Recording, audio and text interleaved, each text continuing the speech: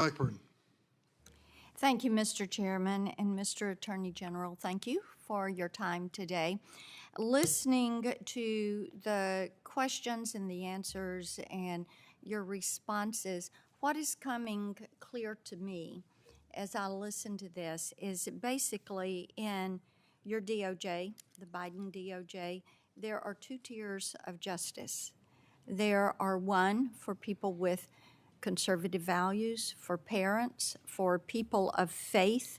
And then there is another tier of justice that applies to the Washington liberal elites, political elites. And what I want to do is dig down a little bit on how you and the department have applied this discretionary form of justice. It's something that concerns Tennesseans, and when I'm across the state, we have 95 counties. I visit each of them every year. And Mr. Attorney General, that comes up quite a bit. Much of it has come up in relation to the Dobbs decision. And the attacks and the violence there has increased from groups on the far left. It has not increased from pro-life groups. And since the Dobbs leak, there have been 70 pro-life pregnancy centers that were targeted. Only 2 of these activists have been indicted. There are 25 individuals that have been indicted under the FACE Act in just 5 months. So you see the disparity there. I appreciate you said that most of these attacks are carried out at night and that the protests take place during the day. So you say it's easier to identify and go after people that are carrying out a peaceful protest during the day rather than a firebombing at night. Is that correct? Yeah, if I could just say, I wish you would assure your constituents in all the counties that the Justice Department does not treat people in the way that is described. Well, we treat like cases alike. We do not have one view. Okay, then let's talk about a specific case in Tennessee, the Hope Clinic. Are you familiar with that? I'm not familiar with it Okay, the specifically. Hope Clinic for Women is a pregnancy resource center in Nashville. And currently, you have gone out of your way to prosecute 11 individuals in Tennessee under the FACE Act. And are you aware that this clinic was the subject of an attempted firebombing with a Molotov cocktail? So we are very concerned about these kind of firebombings, and I agree with you. They're happening around Okay. the United States. The FBI has put its resources into this. We are investigating it in every way. We've offered rewards for anyone who has information. Let's talk about how these groups get classified. When we talked about the way parents of children were treated, and because they were concerned over what was being taught in schools, Senator Kennedy just went through that with you. You applied domestic terrorism as a term in couching that activity. Now, under federal law, which you have cited, this is how you term domestic terrorism, and I'm quoting, activities that involve acts dangerous to human life that are a violation of the criminal laws of the United States or of any state.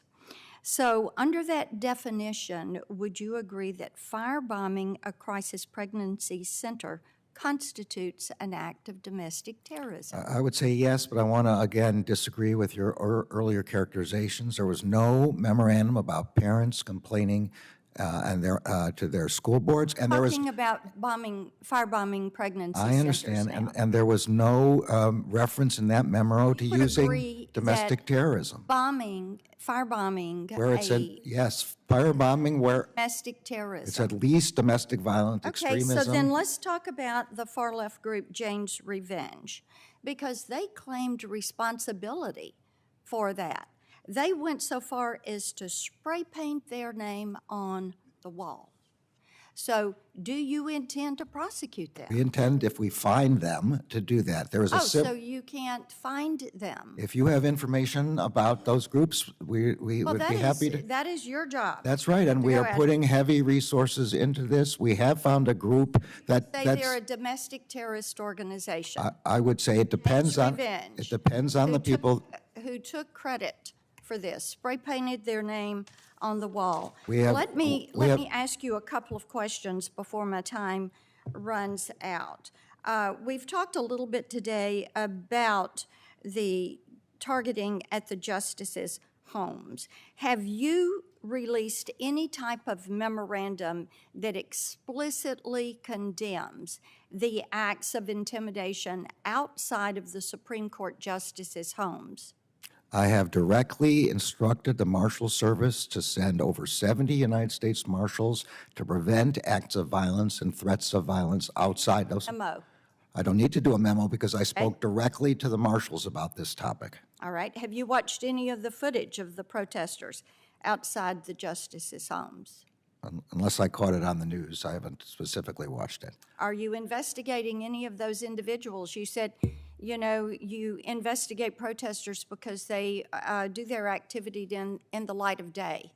And most of the firebombings and things take place at night, but I would think the FBI knows how to investigate crimes. As I explained, our principal responsibility here is to protect the lives of the justices. We've put United But you States. haven't watched any of that footage.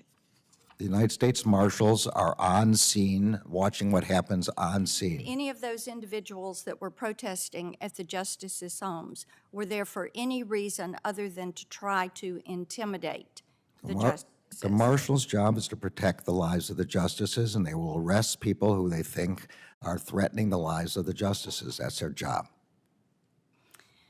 Thank you, Mr. Attorney General. I have to say, people in Tennessee talk a lot about their frustration. They want to trust the DOJ. They want to be able to trust their government. They are very concerned about what appears to be, by actions, two tiers of justice. And this is something that they do not see as equal treatment under the law. Thank you, Mr. Thank you, Senator Blackburn. Senator Welch. Thank you very much, Mr. Chairman, Mr. Attorney General. I appreciate the work you've been doing on election infrastructure and security. We have our town meeting in Vermont next week. We're pretty proud of that. You raise your hand and